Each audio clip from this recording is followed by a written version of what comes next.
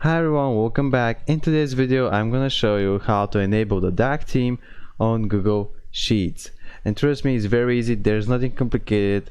Just make sure you watch this video all the way to the end to learn how to do it. So first, open Sheets like this.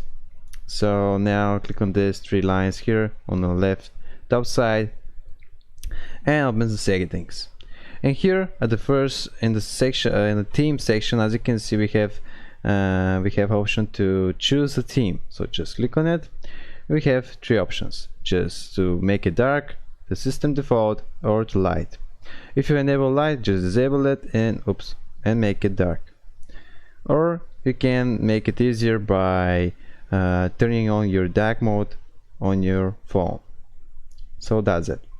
That was how to enable the dark theme on Google Docs.